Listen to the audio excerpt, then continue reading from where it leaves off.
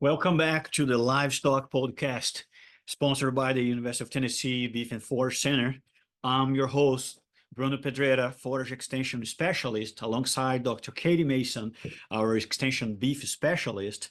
And for today's episode, we are very excited to have here Dr. Charley Martinez, Assistant Professor and Director Director of the Center for Farm Management, with us today. Charley, thanks for joining us today.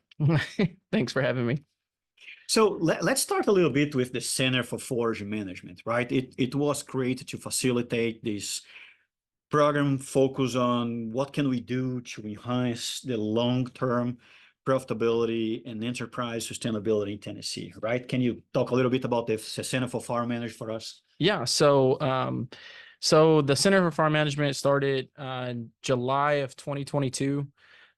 It was a accumulation of moving some pieces around in terms of some folks might have heard of the Manage program, which has farm management specialists that were scattered throughout the state. It came off the heels of the 1980 farm crisis, and it was started by Dr. Clark Garland. And it worked within the extension. It was we had what they were known as area specialists, and then from there, get to 2022. We had some reallocation of how those people get, split up amongst the state in terms of within extension, but not where their areas have changed. And so now we actually have, at full capacity, we have 9 people scattered throughout the state that work one-on-one with producers, regardless if they're small or large, or if they're specialty crop or beef cattle. They all have different specialties. For instance, David Bilderbeck is our dairy farm management specialist, and he does dairy gauge, for instance. And so everyone in the center works together as a team and works one-on-one with producers. That's great. And so, now we have the center where the managed team is essentially in there, but then you add Chris Boyer, Aaron Smith, who are also in the ag department, and myself as the director. And for us, it's a kind of a different vision moving forward with that team, but I guess the bones and the foundation of the managed program and the spirit of the managed program hasn't changed, and they're out there working every day one-on-one with producers. That's really great. Yeah, very good. I know that I've called on some managed specialists to help with questions that I get too. So it's been great to see the center develop, and your research personally, and also the center as a whole has been working on some information about land loss in Tennessee, and looking at some of those numbers. And so over the past 20 years, there's been a little over 1 million acres lost to urbanization or other enterprises, but there's specifically from 2017 to 2022 has been about 500,000 acres lost in Tennessee. And so that acceleration is pretty concerning. And I wondered what your thoughts on why that's happening in Tennessee, maybe compared to other states. Yeah. So I'll rewind the clock a little bit into how we get to why we have these numbers, and kind of the root of how we started this process. So in 2022, actually, again, 2022, there was a question brought up by Assistant Commissioner Jeff Aiken regarding a report that came out and said Tennessee was the 4th most threatened state in the country when it comes to farmland loss. And so his question was, to be pretty frank, is this right or wrong? I said, well, we can check. And from there, it's been a whole, whirlwind of things, of going down different rabbit holes, trying to trace data, which at the beginning, when he asked that question, I thought it'd be pretty straightforward. We just go check some data, answer it, be done. Fine there, Yeah. But it didn't turn out to be that way. And so from that, we started going looking for different sources of data. And Chris Boyer was actually working on a different project at the time, looking at row crops and kind of yield estimations by counties throughout the country. And there's a specific data set called Cropscape. And what they do is they take measurements from above, the big person above taking measurements, where they actually allocate the pictures to either row crops or forage or hay or whatever you want to call it. But then they also have things like development, open space, or development, not open space. So not open space would be like residential.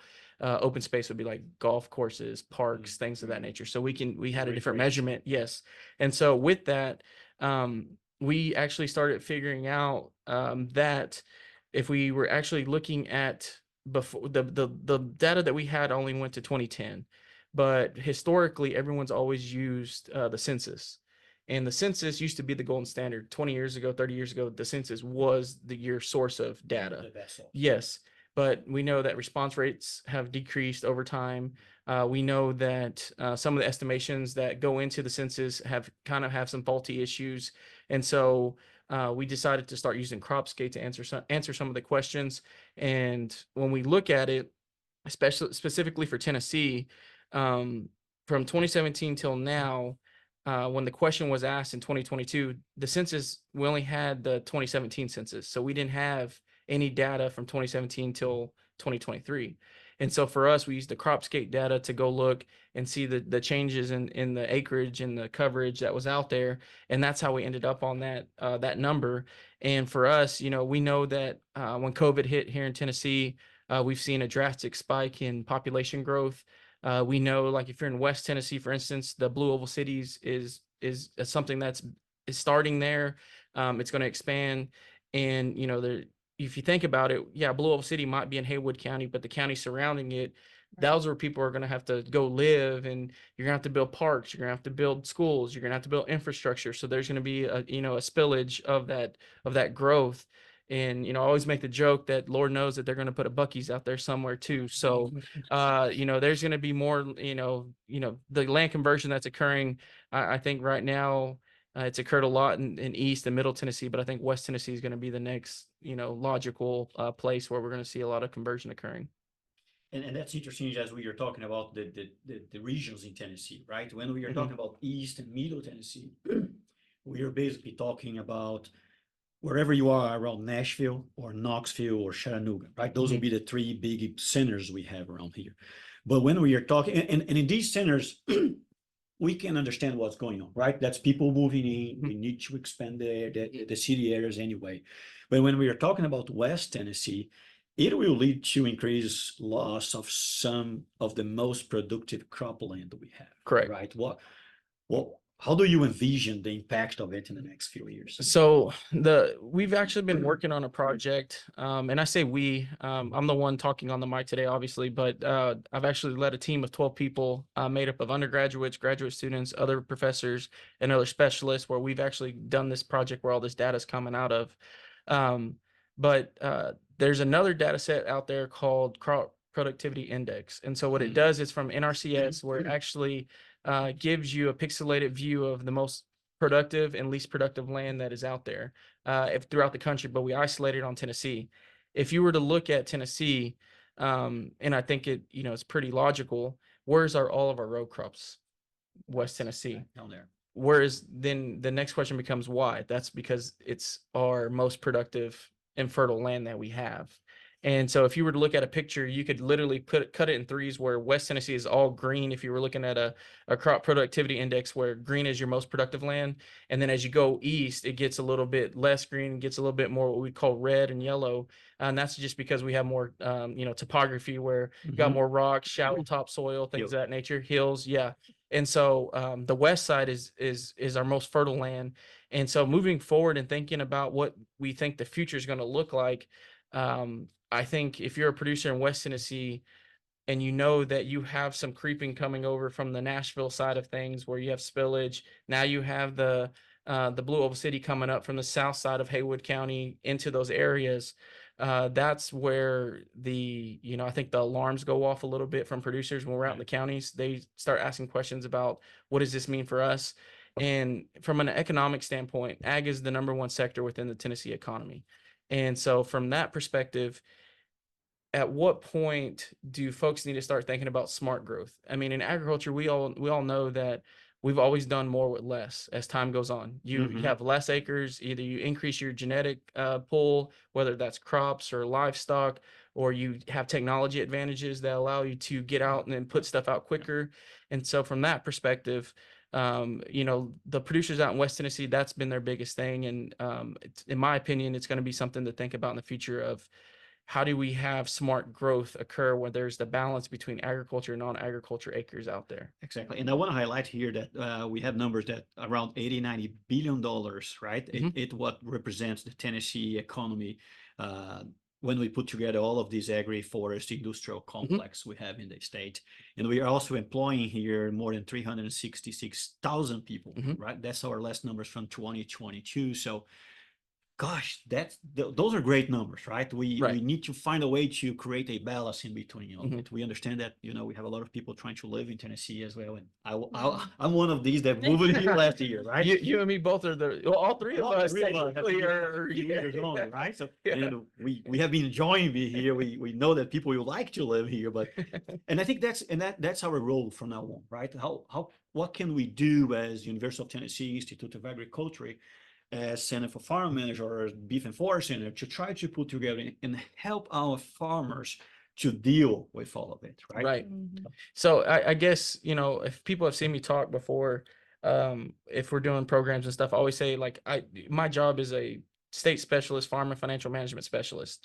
And it's just a fancy word, in my opinion, to say, how can we help people be more productive on the bottom line of the profitability line? Like, how can we increase your profit? Is that decreasing costs, increasing revenue, combination of both?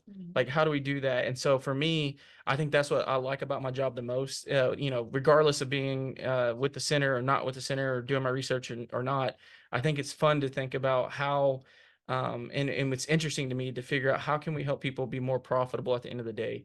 You know, is it trying to change your marketing strategy? Is it trying to change the way you produce something, or, you know, things of that nature is what makes it more exciting for me and my job. And so I think you're correct when you say that's our job at UT. You know, the tagline, provide real world solutions or real life solutions. And, you know, I say that tongue in cheek, but I mean, that's the reality. That's what I do like to do. And I think the point of doing like the land project and everything is, hey, we did this study. Here's like basically a meta-analysis of what we think the future is going to hold. We know that there's things that are going to occur, like you know, farm transition planning, succession planning, things of that nature. What happened 50 years ago is not the same thing now. The cost of an acre is nowhere near the same what it was even 10 years ago. No. And so how do we help people think, you know, moving forward, and how do we help people try to be profitable in not only the next 5 years, but the next 10, the next 15, the next 20. I think that's what gets us excited in the center, especially when it comes to thinking about profitability and how do we help folks moving forward. Yeah. I think that's where a lot of our educational programs come in, right? Like I oversee the Master Beef program. You have the Master Farm Manager program, and regardless of what species or what area they focus on, they all have that economic impact, you know, that we want to think about, and opportunity cost, and helping producers walk through that information. And one thing that we do with our educational programs, I think, is prepare people or educate people to respond to these types of situations, right? So we can't control some of this land loss or things like that, but we can put people in a position to be able to respond to that happening. And so do you want to talk a little bit about the educational programs that the center does? Yeah. So we have a plethora of different programs. So within the center, we have the tax school, which is headed up by Alan Galloway, where they go out and do a lot of programs that actually help tax preparers throughout the state. And so they actually do locations all throughout the 3 grand regions, over 10 meetings in the fall of a given year, where they actually prepare over 250 people to get ready for taxes. Then we actually have the Master Farm Manager that you mentioned, where a couple of years ago, we realized that there was kind of a gap between the financial management and kind of financial way of education thinking. And so David Bilderback and Kevin Ferguson helped design a program called Master Farm Manager, where we actually do courses both online and in person. And we actually help people think about the basics of what I would call the basics of financial education and finance management. And then we do different, you know, tales of, you know, if it could be tailored towards beef or tailored towards row crops, if it's in person. So we do that. And then in 2021, we knew that there was a lot of people coming into Tennessee that wanted to get into agriculture, but had never really done much of any agriculture. And so we created UT Farming Fundamentals, which is basically a beginner education program based on kind of like a Master Farm Manager light version, where it's like, these are your financial statements. Here's how you work through them. Here's how you can think about them and use them. And then we actually tailor it more towards you know, of row crop or beef again, because now we're starting to do more in person. And currently, Aaron Bell is the one that is basically taking the keys and driving the car everywhere for that program. And then one of the other programs that we have is Farmland Legacy, which is more centered on succession planning and the farm transition plan. And we have folks that throughout the state have taken this program every year. That it's basically having that the question and the thought of, okay, if you're going to transition your farm or do some succession planning, here are the steps that you take. And we use different attorneys throughout the state to help put on that program. Kevin Ferguson is usually the head honcho when it comes to that program because of that. But so those are the 4 big ones for us. And then of course we have things like dairy gauge that are within the center.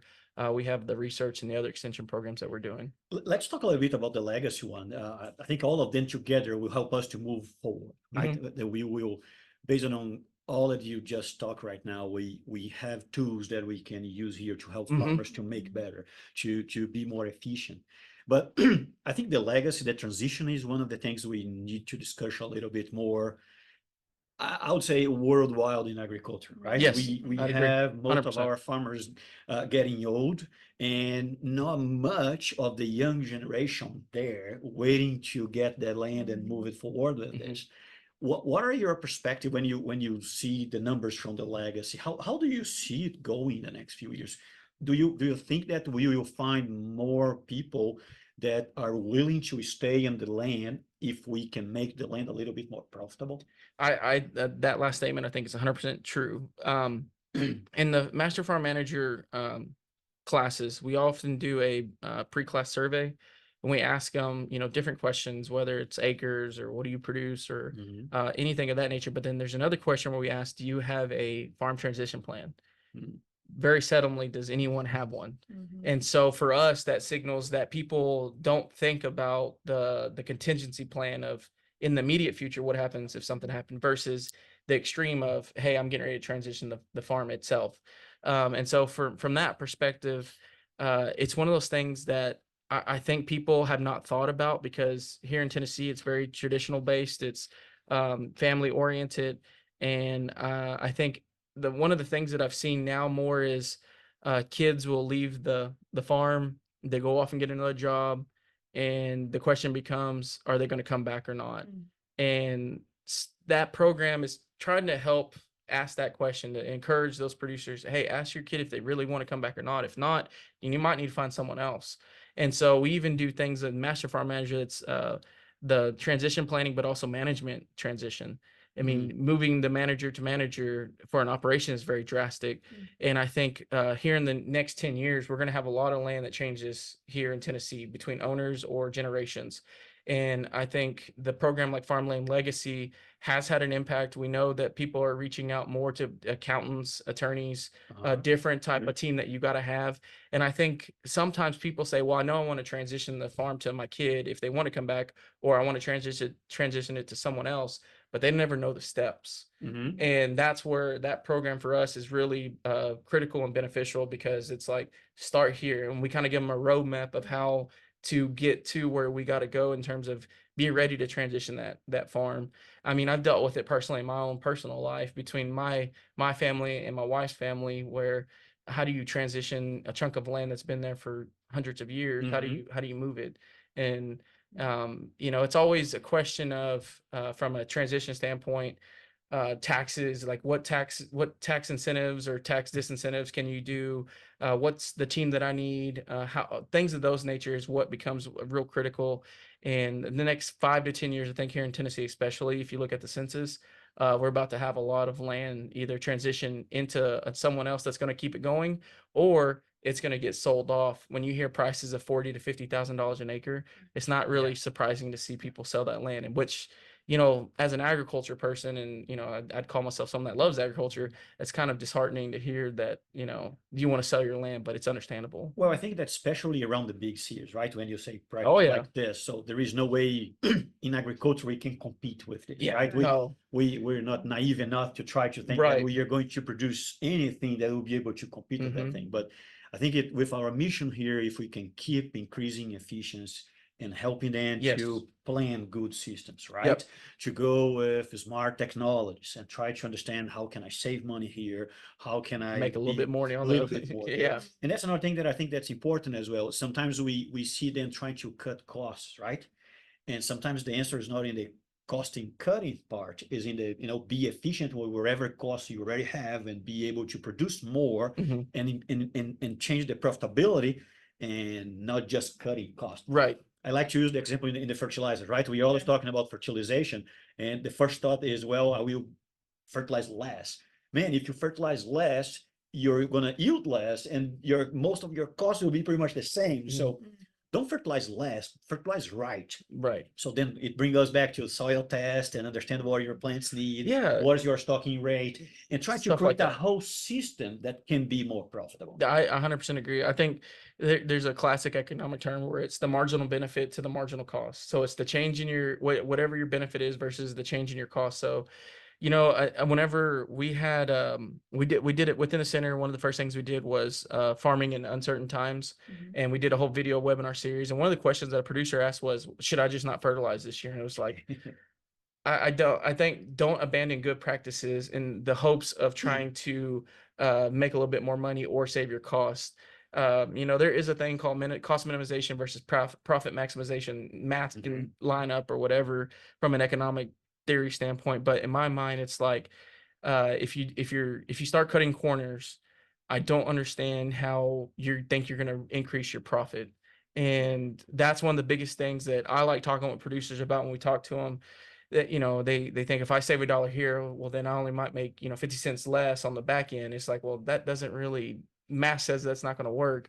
And when you help them think through that versus just them letting on the back of a feed sack doing it, that's what makes the job fun. And when we do things like that, I would say never cut corners to think you're going to save pennies thinking you're going to make a dime.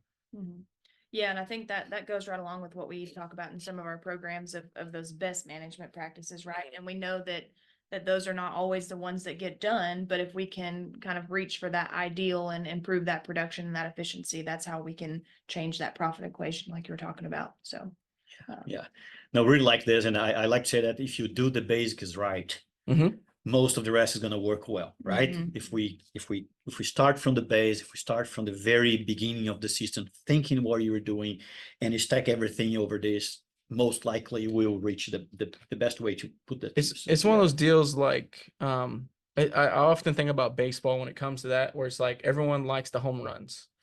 There's nothing wrong with hitting a single and double every time you're up. You don't have to hit a home run every time. There's nothing wrong with batting 400 or 350 and getting on base every time.